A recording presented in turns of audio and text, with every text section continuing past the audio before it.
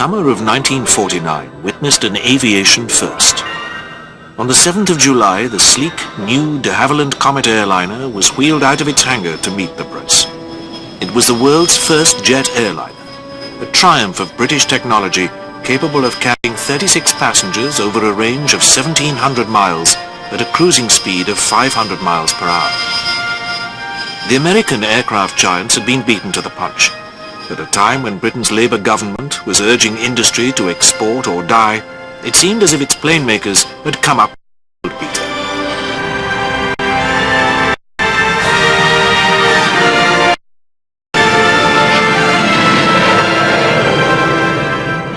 The Comet was the saviour of Britain's post-war aviation industry. Instead, it came close to destroying it. Britain's bright new airliner was a death trap. The result was a series of baffling crashes which led to one of the most painstaking investigations in aviation history. The wreckage of a crashed comet was pulled from the seabed and painstakingly pieced together. In a classic piece of air detection, the mystery of the crashing comets was finally solved.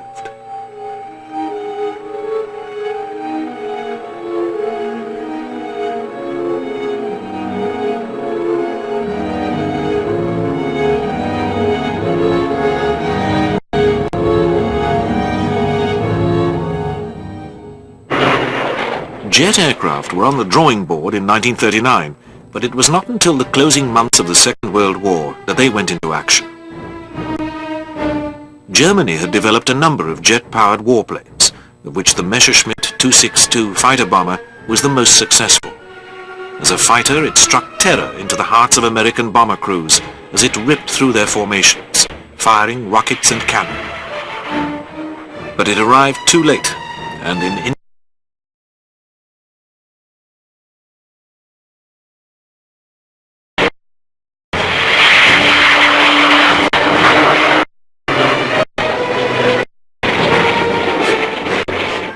the same fate befell the Arado Blitz bomber, of which only 200 were built. These aircraft could not save Nazi Germany, but they pointed the way to the future.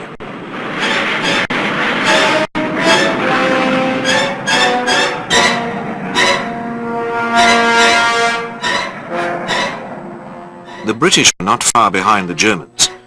As early as 19... Frank Whittle, a Royal Air Force officer, was testing a turbojet engine.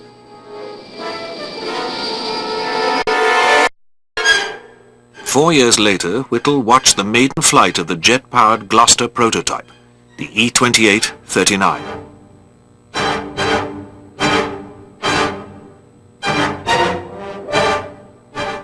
The trim little aircraft was a test bed for a new fighter, the Gloucester Meteor, which entered service with the RAF in June 1944.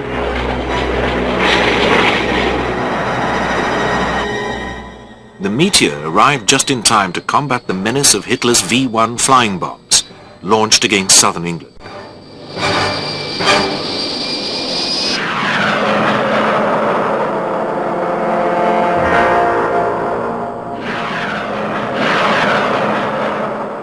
The Meteor had the speed to pursue the V-1s and to shoot them down.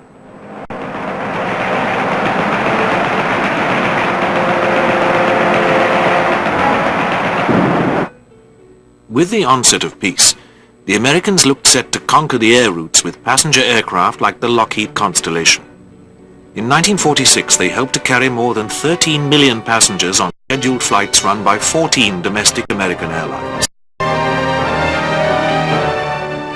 the spring of 1949, Pan American its great rival TSA with the introduction of the giant double-decked Stratocruiser, a development of the wartime B-29 bomber, which could accommodate up to 100 passengers in its main cabin. The Stratocruiser could also be fitted with 28 sleeping berths, as well as private compartments and 2 changing rooms. On its lower deck, passengers could relax in a cocktail bar.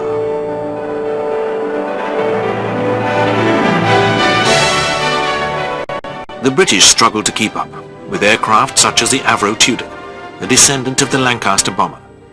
The Tudor had a checkered career in the post-war years, culminating in what was then the world's worst air crash in March 1950, in which 75 passengers and 5 crew were killed.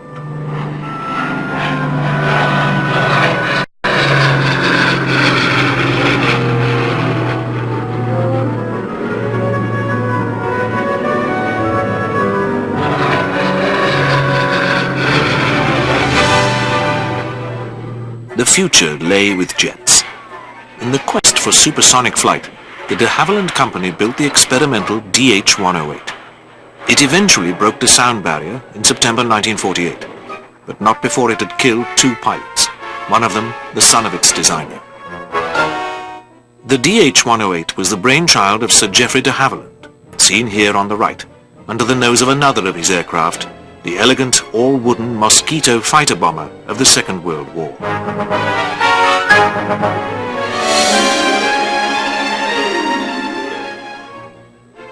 De Havilland's company, based in Hatfield, now had its eyes on a bigger prize, a jet airliner capable of cutting the time of the London-New York run by up to 7 hours, or flying from London to Sydney in 4 hops and 36 hours. In conditions of great secrecy, work went ahead on the design of the DH-106 Comet. The Comet was years ahead of its time.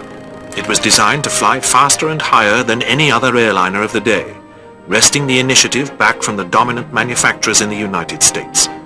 It was a formidable technical challenge. The Comet was powered by 4 de Havilland Ghost 50 turbojet engines, housed in pairs at the roots of its wings. Because the engines were jets, with greater thrust than piston engines, the Comet needed to carry a heavy fuel load, 6,000 gallons in all. This made strength and lightness all important in the design of the airliner.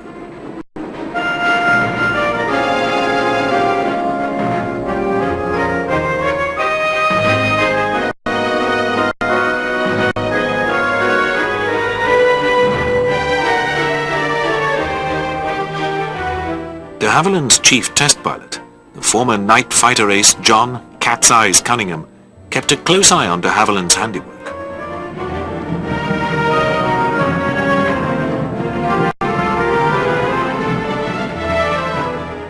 The Comet's specifications required the airliner to cruise at an altitude of 5 miles. Its cabin would have to withstand greater pressurization strains than any other plane. Its fuselage would have to be extremely strong.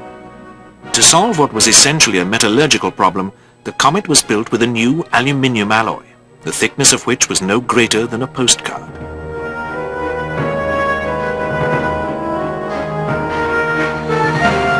It was fixed to the airframe not by rivets, but with a special glue. The combination was very light, but the upholstery and the thin metal skin was all that separated the passengers from the air outside.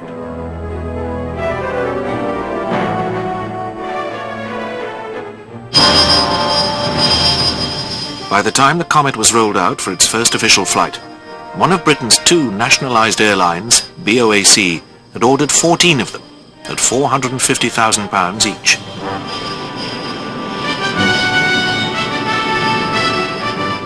As Cat's Eyes Cunningham eased the Comet off the runway to begin flight testing, it seemed as if a golden age of aviation was about to dawn.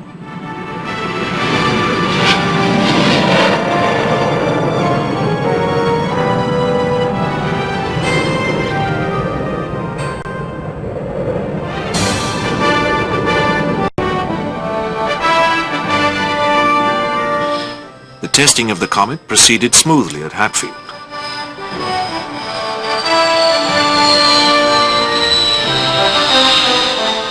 Cunningham and his technicians encountered few problems.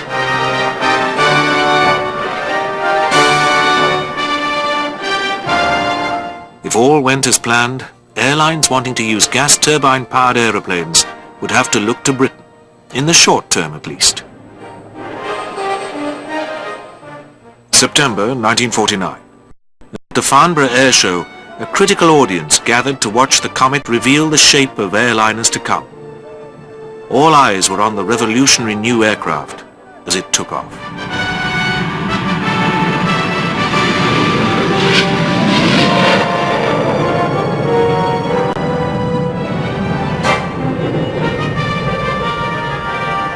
It then flew low over the crowds, providing a dramatic view of its swept-back wings.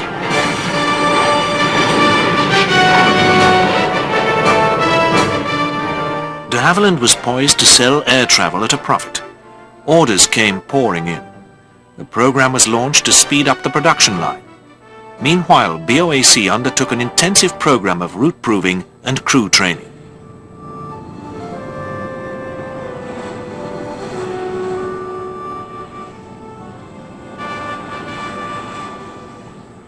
Early in May 1952, the Comet was ready to begin regular flights to South Africa. It fell to Comet Yoke-Peter to make the first scheduled passenger flight by a jet airliner when on the 3rd of May from London for Johannesburg. Geoffrey de Havilland savoured a moment of triumph before takeoff.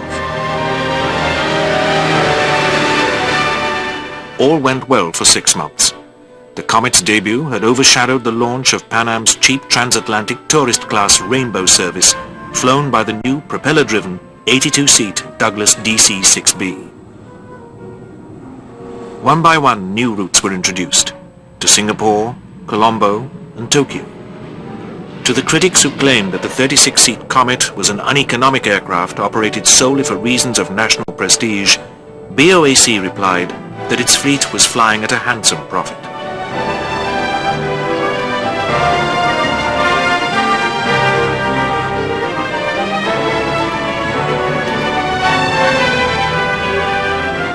Other airlines agreed. Within months of the first flight to Johannesburg, de Havilland's order books for the Comet Series 1A and 2 were looking extremely healthy. Aviation magazines were loud in their praise of the latest triumph of British technology.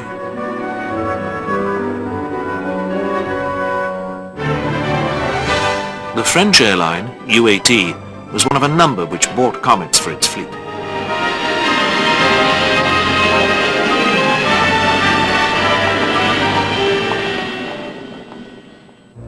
But a sign that something was amiss came in a series of disquieting accidents. The first occurred at Rome Airport. Comet Yoke Zebra, with 35 passengers on board and bound for Johannesburg, took off in heavy rain. As the Comet became airborne, the aircraft began to shudder violently. The pilot took a snap decision, eased the Comet down and skidded to a halt only yards from the end of the runway, with the undercarriage sheared clean away. Passengers and crew were shaken but unhurt. The incident was put down to pilot error, but 3 more minor accidents suggested that the Comet did not take off easily and was hard to land. In January 1953, another runway overshoot at Entebbe in Uganda killed an airport worker. Then real disaster struck. At dawn on the 3rd of March 1953, the Empress of Hawaii, a Comet of Canadian Pacific Airlines, crashed on takeoff at Karachi. On board were 6 Comet technicians and a crew of 5, opening up the route to Australia. No one survived. Calamity struck again on the 2nd of May. That day, Comet Yoke Victor took off from Calcutta en route to Singapore. 6 minutes into the flight, the pilot radioed that all was well. Seconds later, the Comet blew up, scattering wreckage over miles. Everyone on board was killed. A report published 5 months later tentatively suggested that metal fatigue in the wings might have caused the accident. BOAC and de Havilland were reluctant to accept this finding. The Comets went on flying. The Queen Mother, Queen Elizabeth and Princess Margaret did their duty and demonstrated their faith in the Comet, but the new airliner was beginning to look decidedly accident-prone. So far there had been 5 serious accidents, including the writing off of a French Comet after another runway overshoot at Dakar. The royals were all smiles, but worse was to come. On the 10th of January 1954, Yoke-Peter, the first of the Comets, took off from Rome bound for London. Flying out over the Mediterranean, Yoke-Peter climbed to 36,000 feet. Then contact abruptly ceased. Far below, on the island of Elba, eyewitnesses heard a great roaring noise and saw flaming chunks of metal falling into the sea.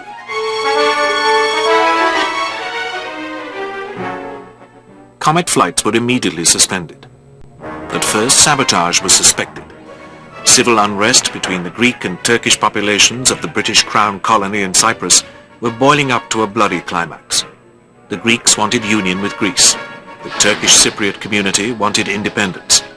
There was speculation that a bomb might have been placed on the Comet at Beirut.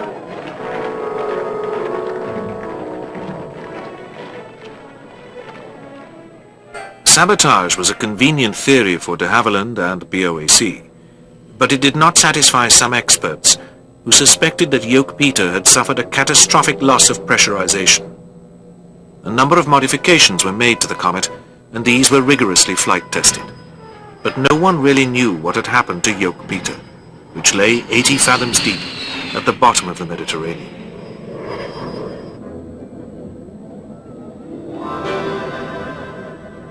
Nevertheless, de Havilland's chief test pilot remained confident. We're working vigorously on them, and now that we do know what happened, it's really just up to us to get the work done, get these aircraft back into service as quickly as possible. The public was reassured, and the comet went back into service in March 1954.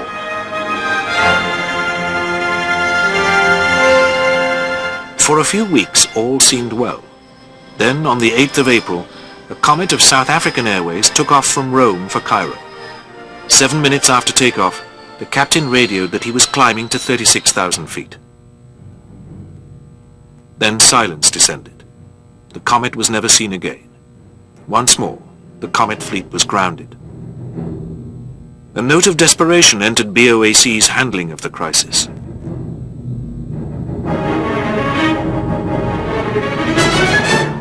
The intrepid Cunningham recreated the prelude to the accident, which bore a chilling similarity to the loss of Yoke Peter.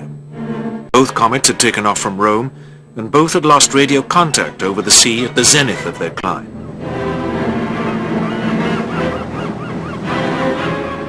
An operation was already underway to find the wreckage of Yoke Peter, the more easily recoverable of the two comets. The hunt was led by a Royal Navy anti-submarine frigate, sweeping 100 square miles of sea.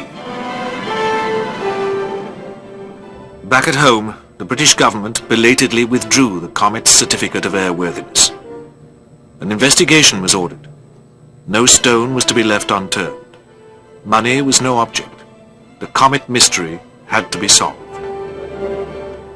The experts had predicted that the sea search for Yoke Peter would be like looking for a needle in a haystack. But the first contact was made after 11 days. Some passenger seats and luggage were brought to the surface. While the search continued, Italian forensic scientists examined the bodies recovered after Yoke Peter went into the sea. They found that the victims had all died from violent movement and explosive decompression. Most of them had fractured their skulls while still alive, but only a fraction of a second before they died. None had been burned, and all of them had died before they hit the water.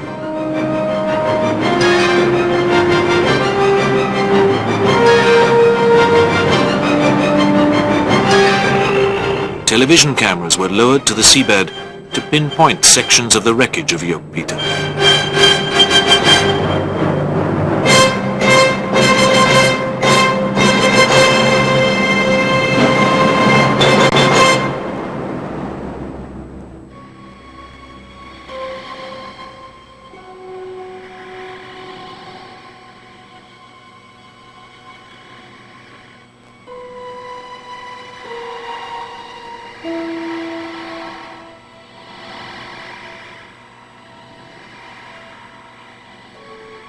Bit by bit, the comet was pulled from the sea. The nose section came up. Strapped into the co-pilot seat was the corpse of the engineer. No one knew why the two men had changed places.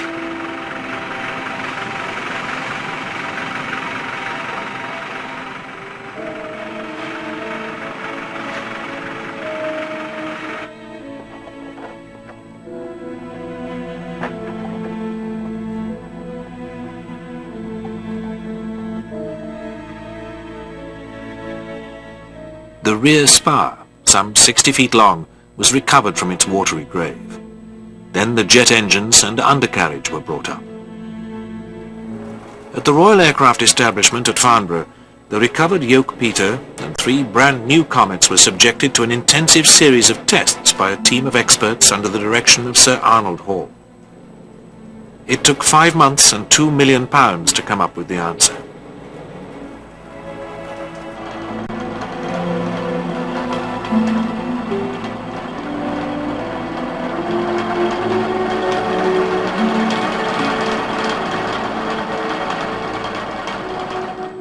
prime suspect for the crashes was metal fatigue at the wing roots of the comet.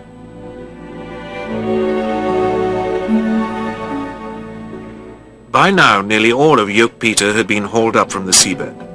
Every inch of the doomed airliner was examined for clues as to what had happened in the skies above Elba.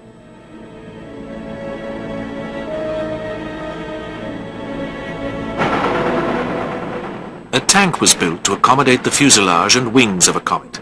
The sacrificial victim arrived. Work went on around the clock.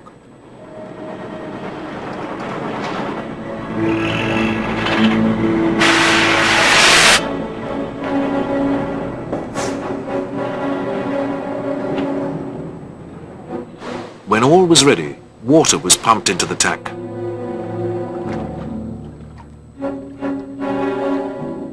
The pressure in the cabin was raised to simulate the effect of flying at 44,000 feet. Flexing the wings with hydraulic lifts enabled the investigators to reproduce 3 hours of flying in a matter of minutes. But the breakthrough came with the recovery of the top center section of Yoke-Peter's fuselage. This contained 2 fiberglass windows which housed the navigator's direction-finding aerials. The pressure tests in the tank had produced cracks in the wings, and worse. The comet's aluminium alloy skin had been ripped open like a sardine can. What had caused the fatal weakness? It was traced back to the fiberglass squares in the top section of Yoke-Peter's fuselage. The rivets which held the windows to the comet's skin had been placed too near the edge. Cracks were found to be running away from them. A new comet in the pressure tank exploded in the same way. Now there could be no doubt. One badly riveted square foot explained the comet mystery. Would the comet ever fly again? All the painful lessons learned from the Comet 1 crashes were poured into the Comet 4, which was wheeled out in April 1958.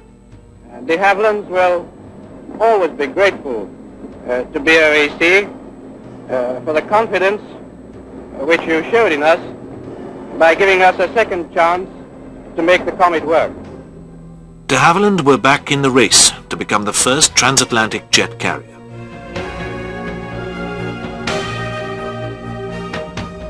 But the Americans had caught up. Pan Am's Boeing 707 was poised to snatch the prize. So confident were Pan Am that they advertised their imminent victory.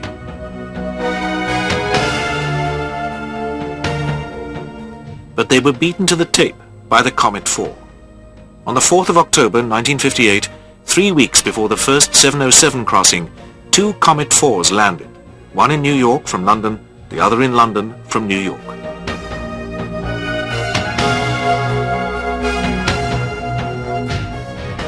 It was a gallant gesture, but the Comet had never been intended for transatlantic flights. It was quickly replaced on the Atlantic route by BOAC's 707s.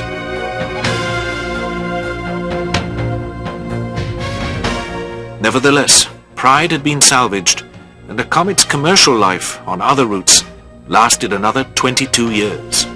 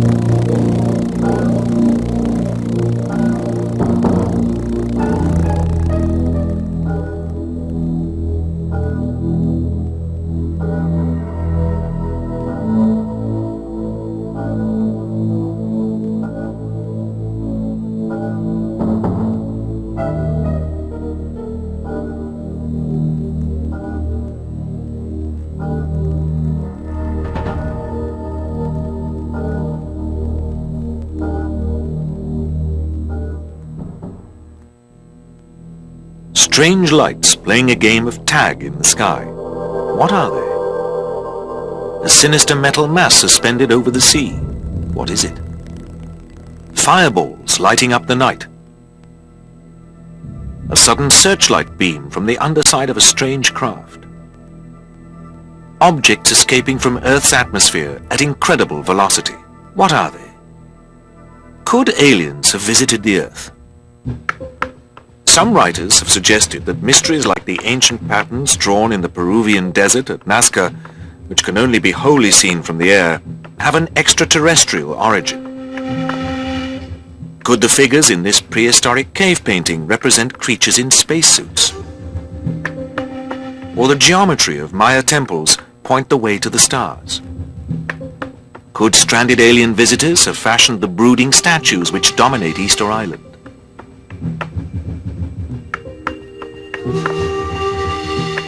Scientists and skeptics have dismissed these theories, but they exercise a strong hold on the public imagination. In the Middle Ages, the citizens of Nuremberg saw strange lights in the sky. And the first photograph of an unidentified flying object, a UFO, was taken in Mexico over 100 years ago.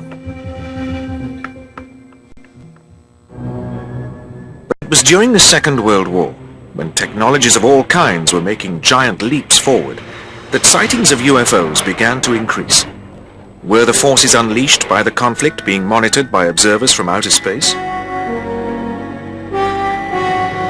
On the 25th of February 1942, the inhabitants of Los Angeles were still recovering from the shock of the attack on Pearl Harbor. Defenses were being prepared for an anticipated Japanese invasion. But was there an alien invasion of the West Coast?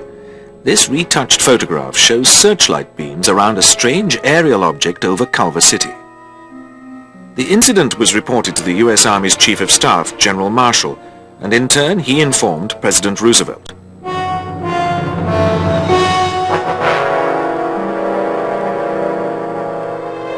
Later in the war, American bombers encountered strange lights flashing through their formations as they flew over enemy territory. Were these so-called Foo fighters a German secret weapon, or were they of extraterrestrial origin?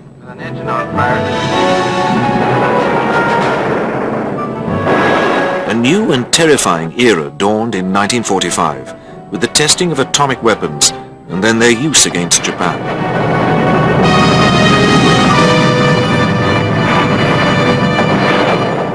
Combined with the Cold War, the nuclear age held out the prospect not only of limitless power, but also of limitless destruction. Once again, could this have prompted an alien civilization to monitor the Earth more closely? Enter American civilian pilot Kenneth Arnold, who in 1947 coined the term flying saucer when he encountered a formation of flying discs near Mount Rainier. They buzzed his light aircraft at an estimated speed of 1,300 miles per hour. Sightings were now pouring in. In July, the pilot and crew of a civilian DC-3 on its way to Seattle ran into another gaggle of flying discs. Official concern over the mounting number of UFO sightings by seemingly reliable witnesses led to the appointment of Lieutenant General Nathan Twining to compile a report, which was initially classified secret.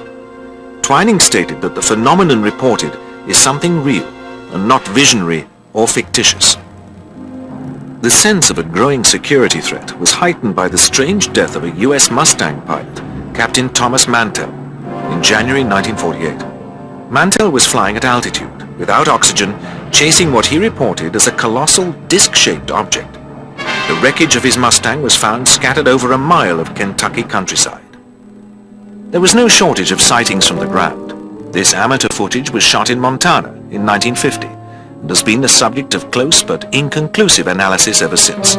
Does it show two alien craft or the sun bouncing off a couple of service jets circling to land at a nearby airfield?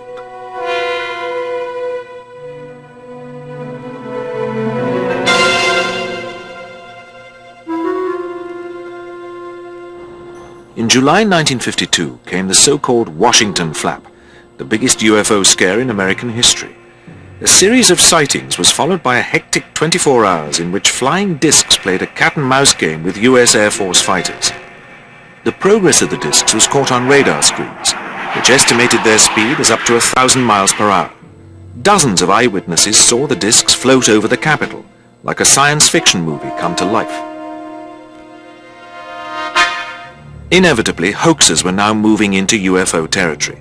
But this photograph of a flying saucer, taken in Oregon in 1950, has never been satisfactorily explained. 1953, Luke Air Force Base, a USAF training station in Arizona. The pilot of one of the field's Thunderjets spotted a UFO, gave chase, and flying at 30,000 feet, captured it on film with his gun camera.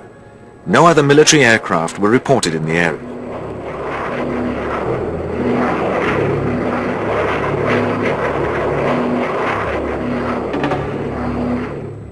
In November of that year, another American jet fighter was lost while pursuing a UFO which had been picked up on radar. These sightings were filed in Project Blue Book, which had been set up by the Pentagon in 1951 to analyze UFO activity.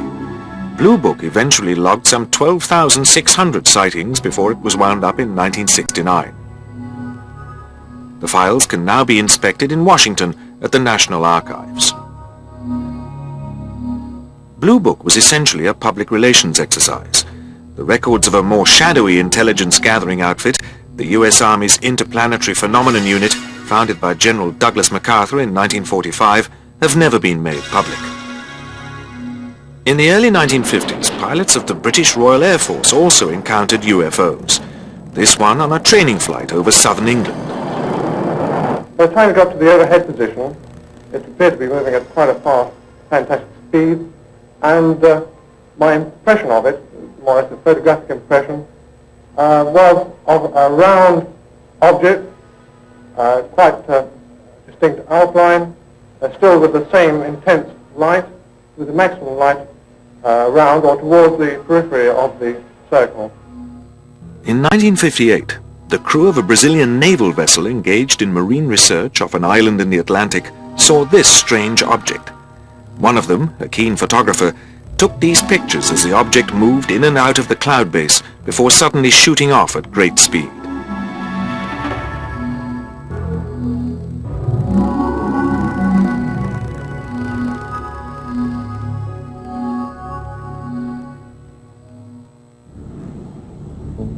In January 1976, film was being taken of a British Concorde as it was cruising at subsonic speed. Then something very peculiar takes place. A silver ball seems to slide down past the airliner and then bounce up to travel alongside it before disappearing whence it came. Here it is again in slow motion. British Airways dismissed the phenomenon as a foreign body in the camera lens.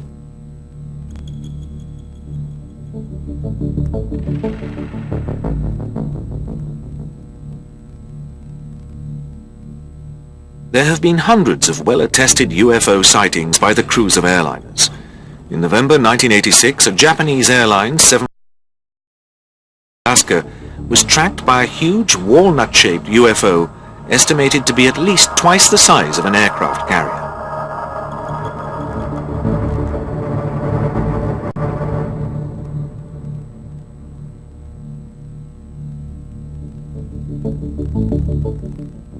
In 1962, General MacArthur, the founder of the Interplanetary Phenomenon Unit, warned the U.S. Military Academy at West Point, "You now face a new world of change.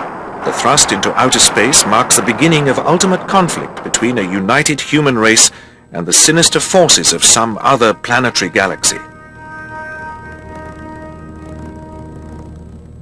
It was widely rumored that astronauts encountered alien space travelers during the countdown to the first moon landing. Inside the descending lunar module, astronaut Buzz Aldrin flipped the switches to film the approach to the moon's surface. This is what the cameras captured.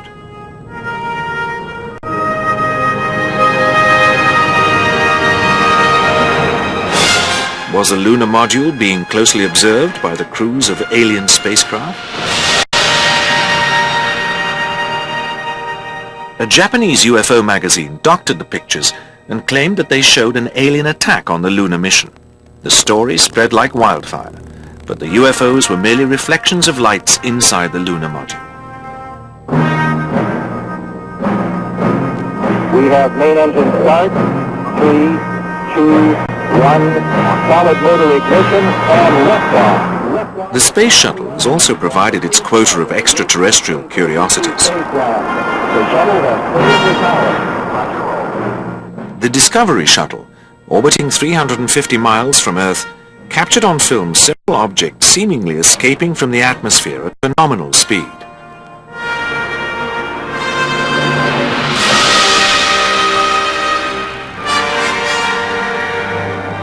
In 1985, Ronald Reagan, who himself claimed to have seen a UFO from an airliner, told Mikhail Gorbachev that their task would be much easier if suddenly there was a threat to the world from another species, from another planet outside the universe. If the amateur astronomer George Adamski was to be believed, encounters with aliens have a long pedigree. Adamski claimed that this photograph, taken in the early 1950s, shows a Venusian scout ship with whose occupants he made regular contact. Another of Adamski's photographs shows a cigar-shaped mothership apparently disgorging its brood of scout craft. Adamski's photograph and his encounters with humanoid alien beings provided classic profiles for ufologists. But his plausibility was undermined by later claims, including a trip to the moon, where he found forests and animals, and meetings in Los Angeles motels with emissaries from Mars and Saturn. Adamski's truthfulness was perhaps as shifting as the Californian desert sands on which his spacecraft settled after their long journey. Lingering physical evidence of an alien encounter was provided in 1967 by the burns suffered by Stephen Michalak when he approached a landed UFO near Lake Falcon in Canada. A blast of hot air from the craft left a pattern on his stomach which matched Michalak's recollection of its exhaust vent. In November 1975, an Arizona forestry worker, Travis Walton, found himself confronted with a mysterious craft hovering over a clearing.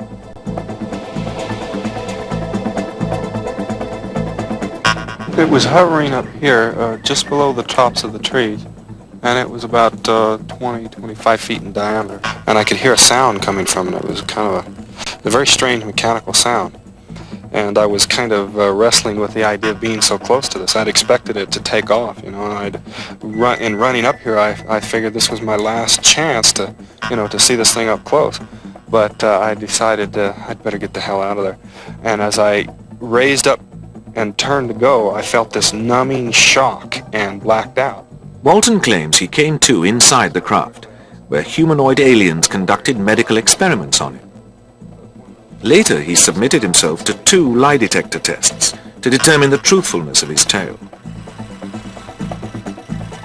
But the results were inconclusive.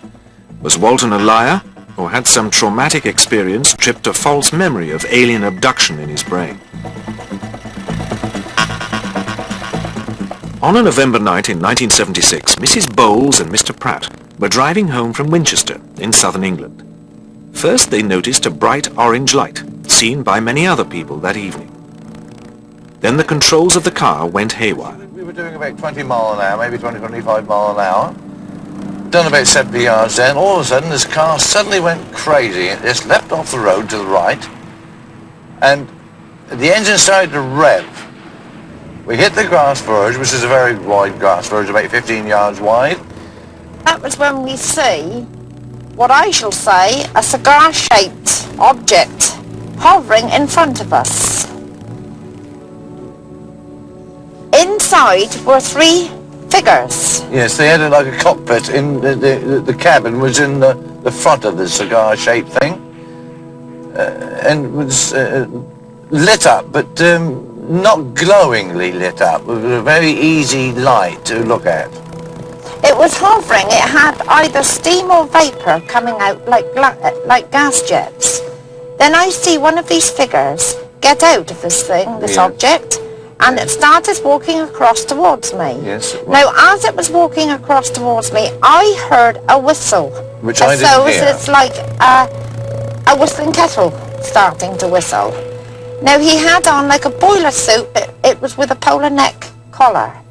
He had a seam down on his right-hand side. As he walked across, he came to my window. He put his arm on the roof of my car and looked in. Now he was a tall man, roughly 6'1", 6'2". He had pink eyes which were very piercing.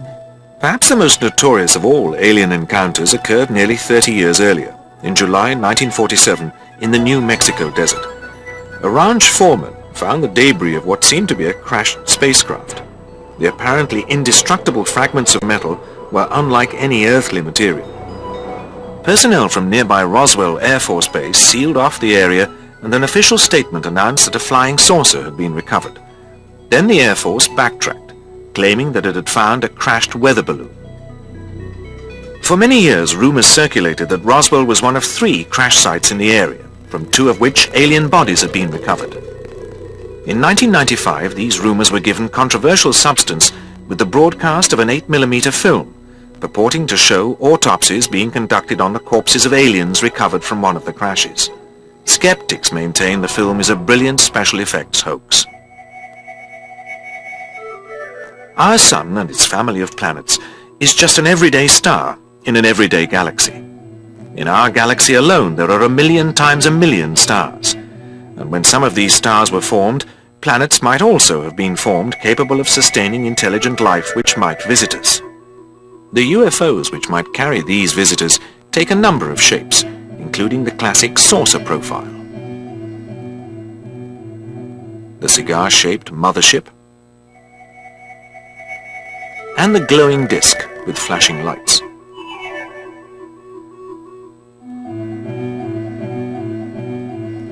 But their supposed passage through our skies can often be explained by physical phenomena.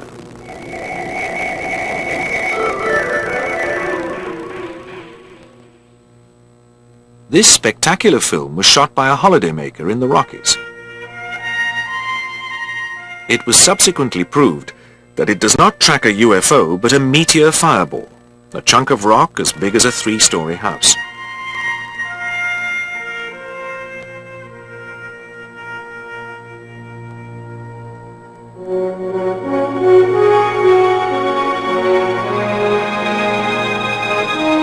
This bright light hovering over an American suburb is not an alien craft, but the planet Venus. This has been a frequent cause of confusion, even to experienced astronauts, as NASA engineer James Oberg explains. On one of our space flights, Michael Collins, during one of his extravehicular activities, saw Venus rising as the sun was about to come up and thought it was his target satellite. Asked the ground if the satellite was off in that direction. And later on, of course, they found out it wasn't the satellite, it was Venus.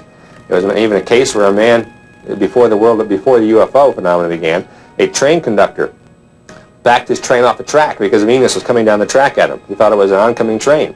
So the misperception of Venus is a very common thing and doesn't imply that people are not sober or honest or clear-sighted. It implies that they're human. An ingenious geological explanation for some UFO phenomena lies in the research conducted on the huge stresses set up along fault lines. In laboratory conditions, a piece of granite is squeezed until it reaches breaking point.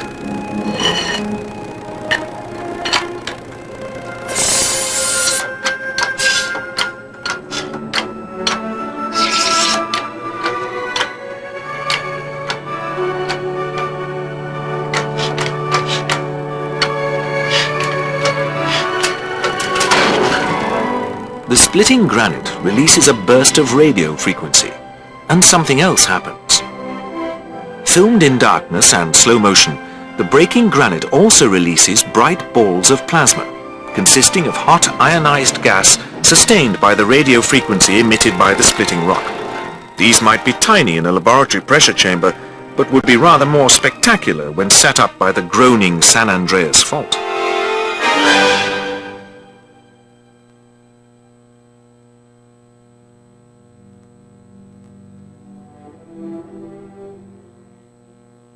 Weather balloons have been confused with UFOs. The US Air Force tried to pass the Roswell crash off as one. But could it have been debris from the top-secret Project Mogul, in which high-altitude balloons were used as part of America's early warning system?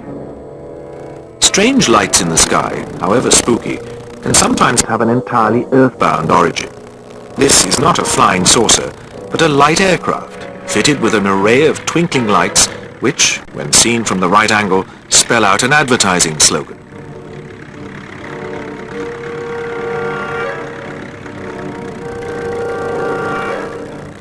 And this is a man-made flying saucer built in the 1950s. A charming experiment, but unlikely to make the trip to Alpha Centauri. However, there may have been other secret machines which gave rise to sightings.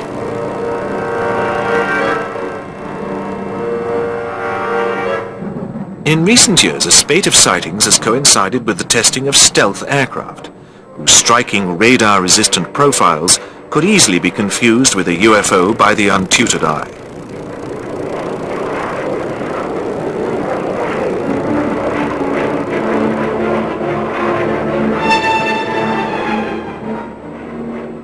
The simple power of suggestion can lie behind many sightings. In Britain in the 1970s, much excitement was caused by the so-called Warminster thing, a UFO which was photographed near a large British Army base in the West Country. Ufologists were convinced that the thing was genuine. In fact, it was a clever hoax, perpetrated by the British government. A civil servant explains. We let the hoax run for some 2.5 years so that we could monitor the investigations undertaken by the ufologists. During that time we monitored their publications. A lot of articles were written about the saucers. A lot of people attempted to analyse the photographs, but one important point about the photographs was that 5 deliberate flaws were inbuilt into them so that anybody exercising moderately critical analysis would have been able to show quite readily that they were at least not what they were claimed to be, that they were highly dubious. The first and simplest clue was that the distance between the streetlights had been varied in what was claimed to be a continuous series of photographs. The pictures had been faked by taking background photographs on different nights and then superimposing the alien craft on them. The ufologists bought the Warminster thing hook, line and sinker.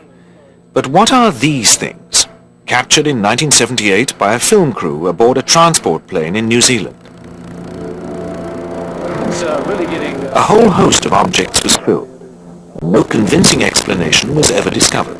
Unidentified flying objects behind us. We'll just have to wait and see what happens. Whatever they were, at least one of the UFOs was also caught on radar. Despite all rational explanations, there are still mysteries in the night sky.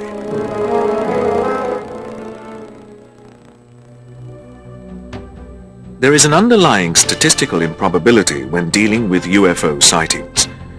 If all the incidents are to be believed, then tens of thousands of alien craft must be visiting Earth every year. If the Roswell incident really happened, for some a visit becomes a permanent stay, perhaps in the custody of the US Air Force. But there is not a shred of physical, publicly available evidence for any of these incidents and visitations. Thousands of encounters and alien abductions have produced not so much as a single alien ashtray.